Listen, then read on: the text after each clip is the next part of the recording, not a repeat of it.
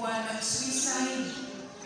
Tungkol kay na nila kaya na suportahan ang paminahanglanon sa ilang pamilya kay walay trabaho, walay paminabuhi.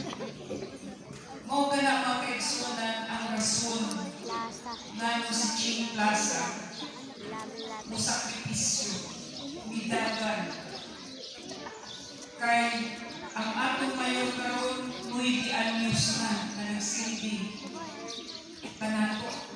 Ang atong vice mayor 21 anyos na nagsilbi sa dakbayan sa Butuan. Apan ang kaigsunan wa nato matagaw ni anang mga tuiga hangtod karon ang iunay na serbisyo kaya ilang ihimo mga kaigsunan negosyo. Ilang negosyo ang mga proyekto o mga programa sa gobyerno. Mga kaigsunan na hangakit kami sa pagsakripisyo, pagdagan, aron mahatagan kung demokrasya ang atong mga katawhan. Kaya kung sila lang kailangan hanggang sa hapon na di nagpakita o wala nagpakita o pinay na servisyo, kundi hayluhon kita sa ilang salapi. Salapi kanunay ang ilang ipalit sa atong dignidad. Salapi kanunay ang ilang gamiton aron padayon ang pagmanikula, padayon ang paglingla kanatong tanan. So, ladies and gentlemen, mga igsuunang din sa Jesus Church or Miracle Crusade, daghang salamat sa inyong maghahagalan ng panahon na among mapahibalo o mapasabot kaninyo ang among katuyuan sa timbang kong Butuan. Pagtubo na mo ang Butuan mga kaigsunan, pinaagi sa good government. Kung isa man ang good government, maayo mapagdumala, maayo magobyerno. Kung isa man ang maayo magobyerno nga idalit sa dakbayan sa Butuan, sa timbang kong Butuan. Andang kami mo sakripisyo, aron uswag ang atong kinabuhi. Sa mapalangitan mga kaigsunan, atong ugmanon kini mga bakanting yuta, hinuuna ko kini ng mga special economic zones. Aron atong madala ang mga investor, mga tukod sa ilang mga faktorya, mga industriya, ug maghatag og daghang trabaho. Madala kung ang atong gobyerno o sa kabaayong gobyerno or good government. Musunod ni Ana ang daghan pang mga programa o mga proyekto na makapauswag sa atong kahimtang.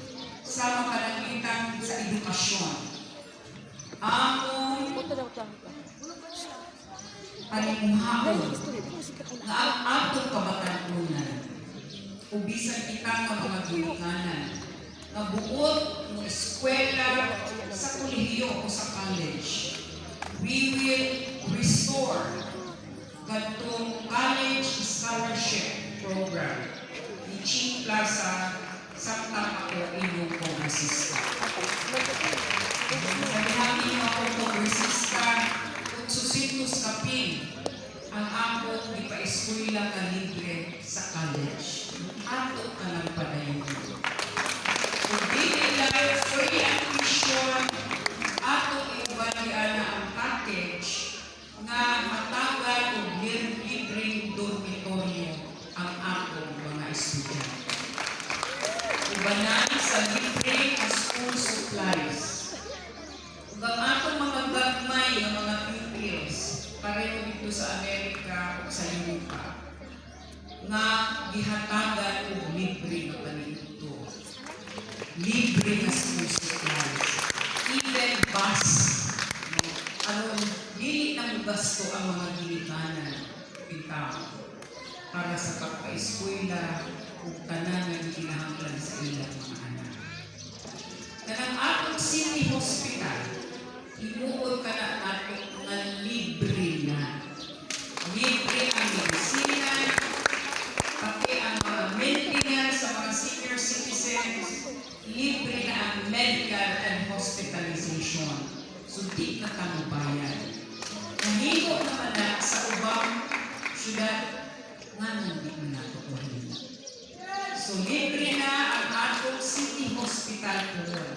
Atong pagpituhon ang mga equipo ini ang complete usap ang pagdamit sa mga laboratory o uban ng mga diagnostic tests.